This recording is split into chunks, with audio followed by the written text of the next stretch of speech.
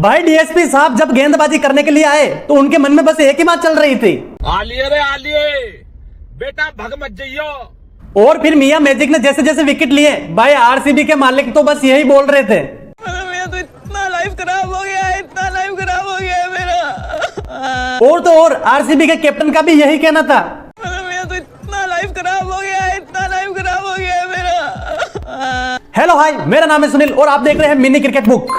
वाह वाह वाह वाह, मियां मैजिक ने तो कमाल कर दिया, धोती को फाड़कर रुमाल कर दिया।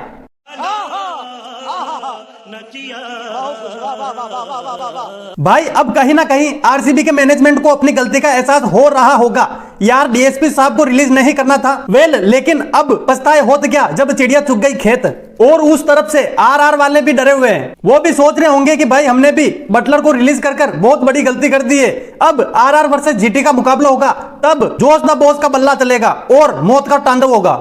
एंड मैं तो ये सोचकर हैरान हूं कि उस वक्त क्या होगा जब बटलर भाई साहब इनकी धुलाई करेगा। जो होगा सो देखा जाएगा। लेकिन भाई लोगों, विराट कोहली का बल्ला भी नहीं चला है, विराट कोहली भी भाई साहब रन नहीं बना रहे। ये आरसीबी के लिए सबसे बड़ी दुख की बात है कि विराट कोहली का बल्ला भी नहीं चल रहा है, भाई साहब कुछ खास प्रदर्शन नहीं हो रहा है। और हाँ, जब ये बात नोटिस की है कि विराट कोहली रन नहीं बनाते हैं, तब भाई विराट कोहली की टीम आरसीबी हारती ही हारती है। अगर विराट कोहली रन बनाते हैं, चाहे पहली पारी में हो या दूसरी पारी में चेज करते हुए हो, विराट कोहली के रन बहुत जरूरी हो जाते हैं। और जब ये बंदा रन नहीं बनाता है, आरसीबी मैच जरूर हारती है। अगर आरसीबी ने भाई साहब थोड़े बहुत रन बनाए हैं, उसमें भाई साहब लिविंगस्टन का बहुत बड़ा हाथ था। अगर लिविंगस्टोन ने 54 रन नहीं बनाए होते तो आरसीबी 170 के आसपास, क्या वो मुझे लगता है 130-40 पर ढेर हो जाती। लेकिन लिविंगस्टन की वो जबरदस्त 50, उससे भाई साहब थोड़ी आरसीबी को राहत मिली, अच्छी पोजीशन में गई, लेकिन वहां से भी भाई साहब हार गई। भाई साहब लिविंगस्टन के साथ साथ में भाई साहब टीम डेविड ने भाई साहब एक बार फिर से बता दिया कि मैं क्यों डेथ ओवर स्पेशलिस्ट हूं। भाई साहब सीएसके वर्सेस आरसीबी का जो पिछला मुकाबला हुआ था, उसमें भी टीम डेविड ने जबरदस्त लास्ट में आकर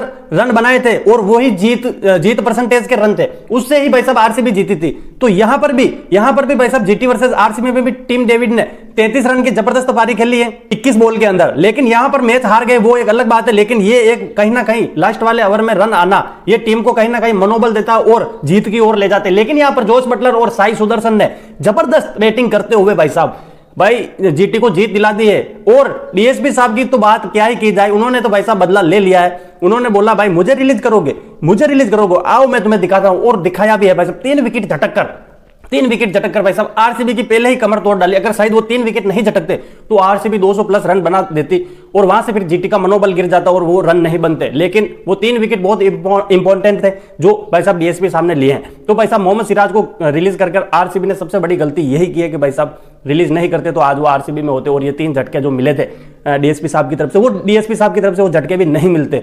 जो होना था सो हो गया। भाई साहब सुबह का भूला शाम को अगर घर लौट आए तो उसे भूला नहीं कहते। इसी प्रकार भाई साहब 1-2 साल ठीक है, वो जो एग्रीमेंट के अंदर डीएसपी साहब है उनके बाद में आरसीबी वापस इनको खरीद लेना, नहीं तो फिर ये तुम्हारी है।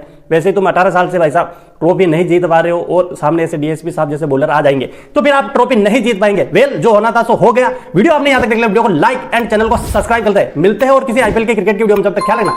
जय हिंद।